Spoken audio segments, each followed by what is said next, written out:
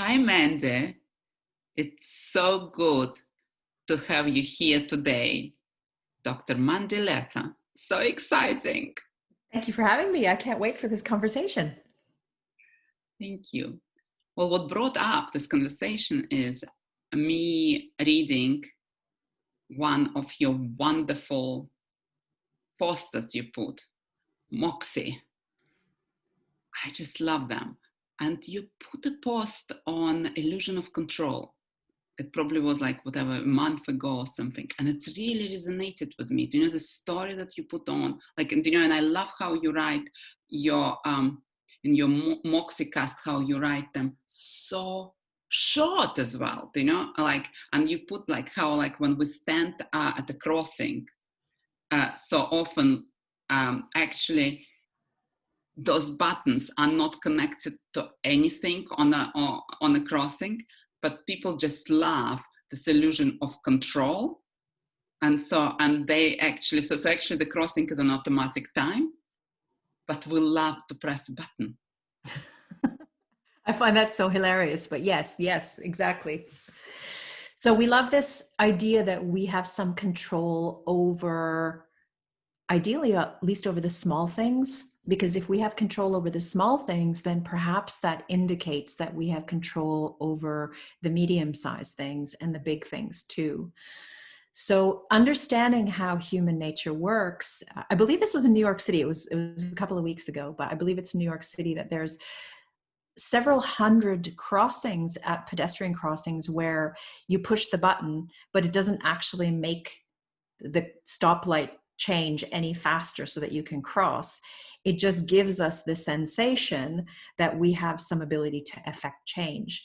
And I don't know about you, but sometimes if I've been in a hurry and I've been walking somewhere, I will repeatedly push the button, much to the delight of my husband, who finds this hilarious. He's like, yeah, you think that's going to make it change any faster? There's something about the willingness to keep pushing the button that makes it feel like we're doing something. We're taking an active role in making something happen. Because I think if we eliminate that and we're simply in this place of what feels like passivity, it means that trust is required. It means that we're left alone with our thoughts of what could go wrong, I'm not talking about the pedestrian crossing, we're going bigger here, bigger picture.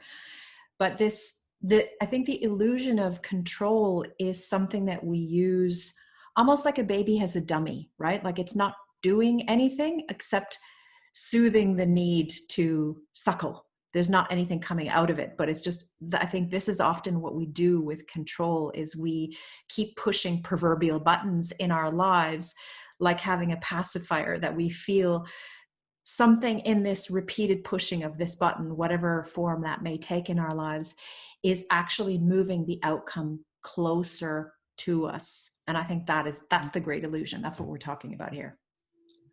Yes, I absolutely love it, because and there is so much connection to how we also approach social media. I'm just even thinking from experience, by posting something and kind of checking, for this dopamine rush of, like, as if I check more, there will be more people who connect with that message, right? It's so. I think this idea of these vanity metrics as well, it's so easy to hook our worth and our value and the value of the content that we're creating out on social media, and assume that if we get more likes, more vanity metrics on this, then this means something, that we're getting traction in the world. We're progressing to some unknown destination. And I think it's such a small measure. And I mean, what I mean by that is it's a short-term measure. It's busy work. Again, it's like the dummy. By me looking at how popular my social media post is, yes, it gives me a dopamine hit in that moment. But is it actually contributing to work that's important? Or is it just giving me short-term sustenance to make me feel good, that I hope then to continue on the longer journey of making work that feels important? And I think where the real bravery is for us, unless we want to get sucked in by the kind of mental junk food of social media, it has its time and place. But as a prompt to do the work that matters, I think social media, for me anyway, I can only speak about myself, it's a false perception of what important work is. It's a false kick in the butt to keep moving towards writing the book, creating the podcast, being on the TED stage, whatever your aspiration is. It's like, oh, I'll just kind of try this out with people and see if they give me lots of dopamine hits, then I will keep going. The whole point of doing the important work is being in the uncertainty of how it will land. There's something again about this false pushing of the button where we're seeking certainty. If I get the drip, drip, drip, drip of certainty, yes, people like it. Yes, people like the content I'm making. I'm a good person. I'm doing the right thing. Then that somehow gives us this false sense of having the bravery to do the important work. Gosh, Mandy, it so resonates. It's doing important work and also accepting the uncertainty and fundamental uncertainty of universe and of events around us. And and I see it also with work with my clients. So often, people define themselves by this busy list. And you spoke about it. It's this busyness, and again, this busy list of our list of things to do exactly creates this illusion of control. Well, if I follow everything on my to-do list, then it looks like I'm in control. And it's almost, like, and this busy to-do list can be defined by something even completely outside of us. And we don't even take time to think what is actually important work, what is actually that I want to create. And, just the other day, I had the client who is leaving a very powerful position in a corporate, and I don't know whether you observed it with some of your clients, and she and she eventually, even though it was completely her decision to create something what is important for her, but of course all this busy work and recognition and validations of others by her drive disappear, right? So she wanted it, and yet this emptiness that comes with that, and I guess disappearing of this illusion of control, it's like, oh my gosh. And there is such a natural and trend to recreate this busy list. So I'm just wondering what comes up for you when when you hear about this to-do list versus illusion of control versus important work. I think it's important to remind ourselves regularly what the important work is that wants to come through us. Because there will always be cutlery drawers to rearrange, the cat will need shampooing, the closets will need, decluttering. There's always an endless amount of distraction that's available to us because we're unwilling to be in the confusion and uncertainty of doing the work that matters. And I think it's really about deciding. It's that easy. Well, it's simple, but it's not easy. It's deciding, am I committed to doing the work that matters? And first of all, that means identifying what that work is. For example, if somebody is aspiring to become a thought leader or to write a book or to, that there's some kind of more tangible outcome to it. Often these big aspirations feel so enormous that it's very easy for us and understandable for us to get scared or intimidated by them, or to have a lot of stopping. Like we get big gung-ho about it. We've just had a coaching session. Ooh, I'm going to do this now and get going with it. And all of a sudden it gets hard. And that can, a couple of things need to happen. If we've made a true commitment, not a kind of flimsy cardboard commitment, but a true commitment to follow something through. One of the ways that I have continued to follow through is to get support. that I'm not, it's so easy for me to flake on myself if I haven't made myself accountable to my commitment. If I haven't gotten a coach, for example, if I haven't gotten somebody to co-create with, it's so easy to flake on my commitment. So I can't actually, in spite of being a highly disciplined person, maybe too disciplined sometimes, I cannot be trusted with being committed to my own biggest heart's desire. It's too scary. It's too big. Everybody else might have a different experience. I'm purely speaking for myself. That is why I make sure I have a whole series of helpers and support and coaches who are actually taking it as their job to make sure that I don't flake.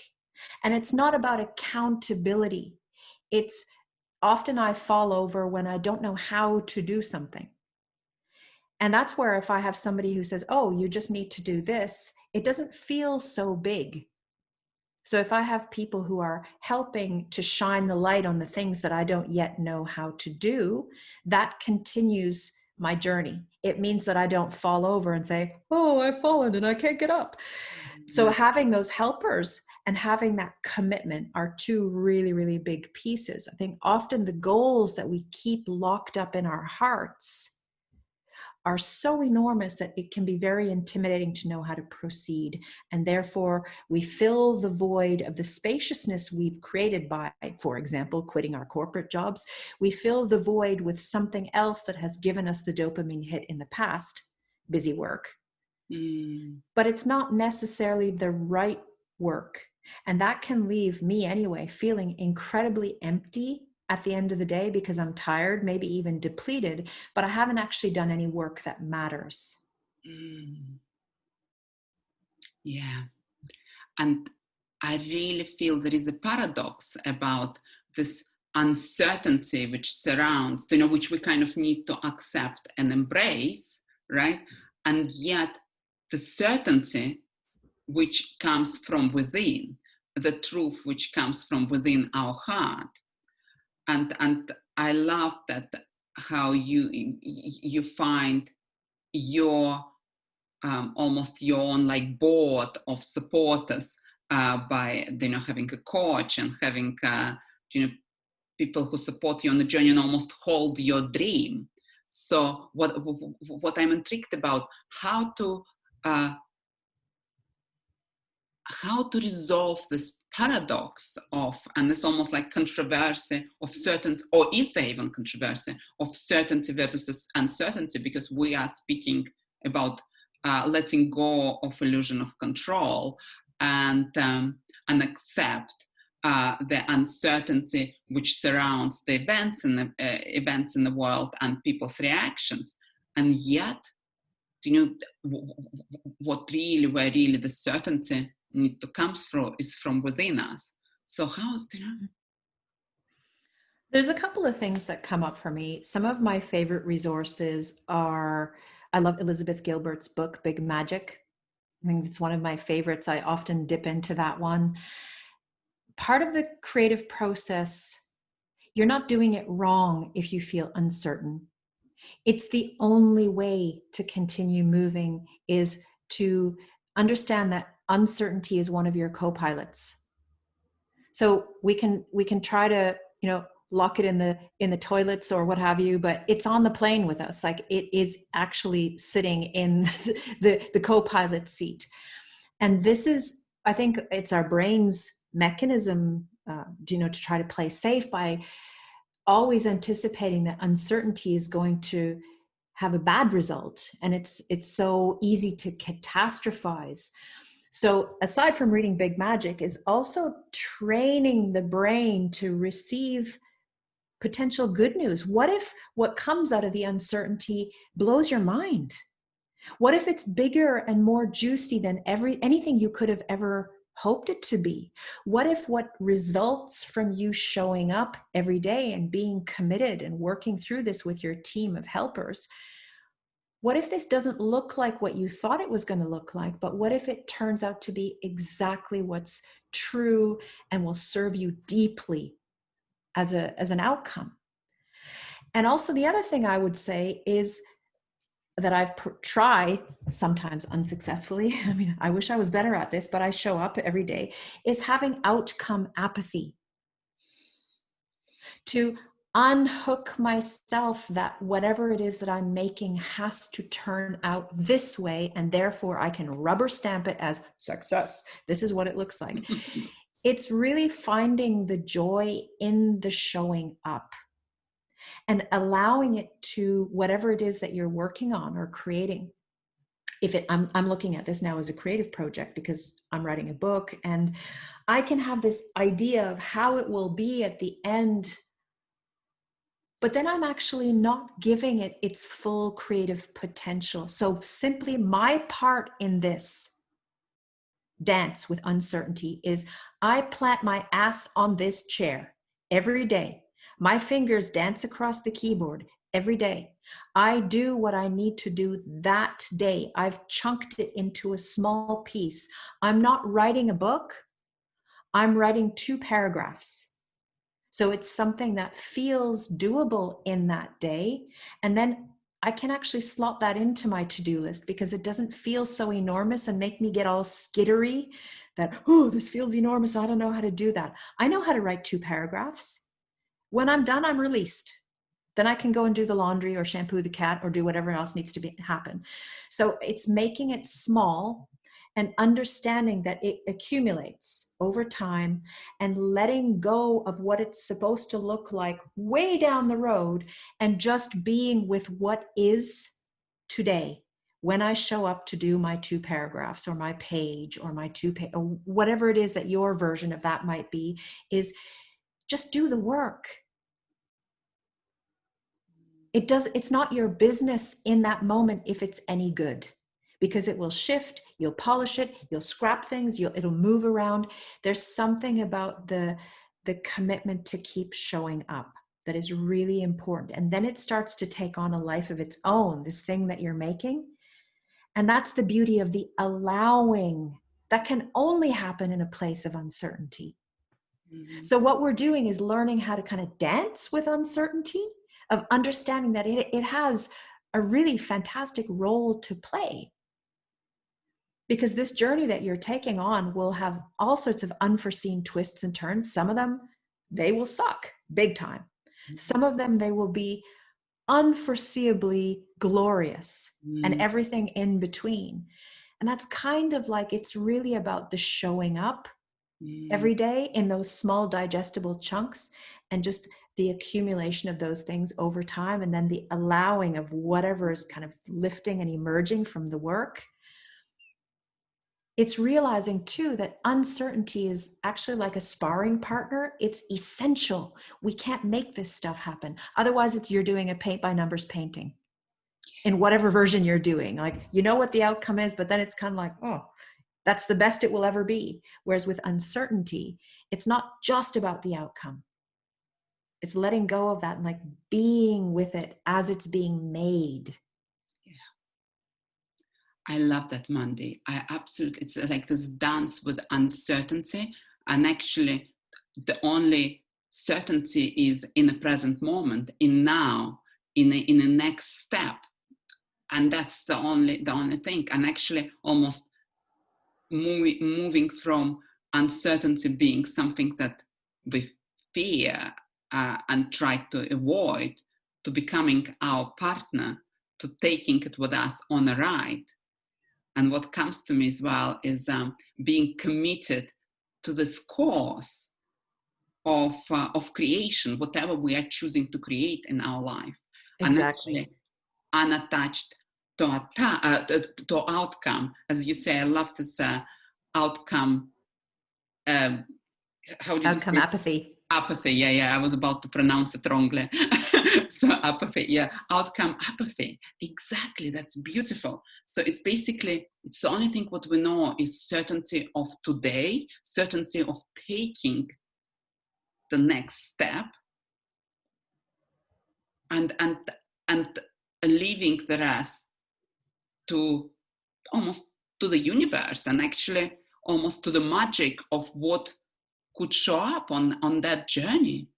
Exactly. You never know who's going to show up to be your partner, because uncertainty isn't, here's the thing I've discovered. Uncertainty doesn't just take one form. The beauty of with uncertainty is it can take all sorts of different forms. So I used to, back in the day, take salsa lessons. I was an avid salsa dancer back in the day. And when I would show up to the class, just like we would show up for our book or whatever it is that we're creating, I would show up and certain things would unfold in the process. So I could do my part by doing the steps that I had learned. You know, I could, you know, add my little shoulder shakes and what have you. So I was in charge of doing those things, doing the graft of the work, of the steps and the turns and what have you.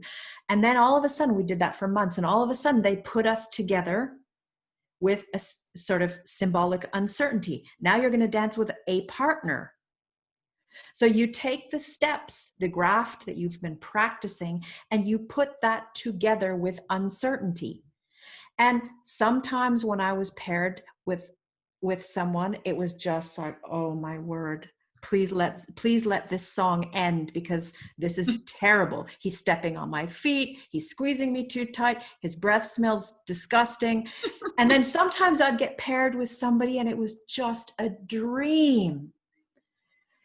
I didn't even see, you know, it's not even about the attraction. It's about being in the dance, of just allowing yourself to surrender to the dance. And it can be a dreadful thing. It can be a beautiful thing, but the accumulation of all of these different dance partners is kind of like a symbolism for where we might get in our creative work. Like some of the uncertainty will be like the guy with the terrible cigarette breath who holds you wrong and steps on your feet. And then there will be like, oh, and then there will be those moments of flow when it just feels like you're in the hands of somebody who knows exactly what they're doing. They never step on your feet. At the end of it, you're floating. You think, oh, I want more of that. And then there'll be another bad breath guy who steps on your feet. And it's just the whole dance of this is kind of like when I'd go home from those lessons at the end of the night and kind of take stock of what had just happened. And it wasn't about the outcome. I wasn't rating each dancer with a, you know, a scorecard. That was a 6 out of 10. That was a 10 out of 10. It was being in the dance. As opposed to this thing must turn out this way. Right. Yeah. Mandy, that's wonderful. Oh my gosh.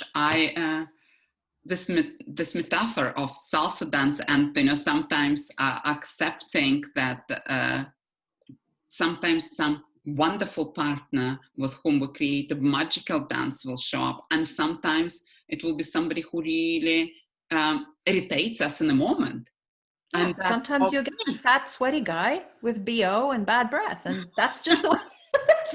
And that's okay. You still have to go through the steps, and it might feel different, but it's also learning, and it's also holding it lightly. This is one thing, just to play the salsa metaphor a bit more. The thing I disliked the most was when I held it too tightly, or when I was held too tightly. It was just like, give me a little space. And I think sometimes with this feeling of control is if we allow ourselves to hold something, but to hold it more lightly so that there's space. There's space for those hip grinds, and there's space for those little things that make it so beautiful to, you know, the little arm twist or the little dip or whatever happens. Those beautiful moments need space. Yes. If we hold it so damn tightly.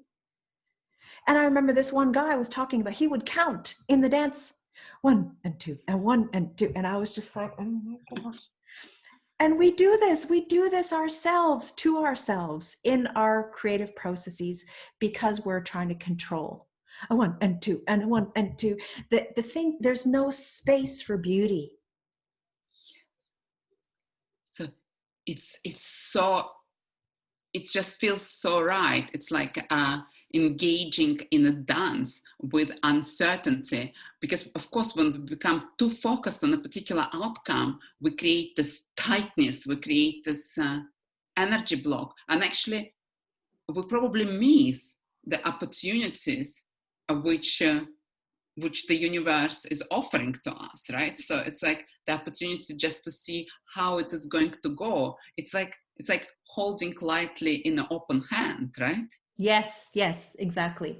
And then the spaciousness also leaves those little flirty moments for fun of enjoying the dance, right? If everything is so scripted and it must go a certain way and there's control and I know what the outcome is going to be, it's never in the prescriptiveness of the outcome where beauty and joy and innovation happens. It's when we go off piste. It's those moments of interpretation. So my son is a jazz musician, so we listen to a lot of jazz in this house, and it's different if you hear somebody play a piece technically perfectly. So you know that if I follow these notes exactly this way, that when I get to the end of the piece, it will be a 10 out of 10 for technique. But you know what makes you feel, what can make you weep to feel something is when somebody does it in their own way and they bring feelings and they bring surprise and they bring the unexpected to something. And this is what I would invite anybody who's listening to remember is, you know what, go and listen to Billie Holiday sing a sad jazz song, and I challenge you not to break open. Her voice isn't technically perfect.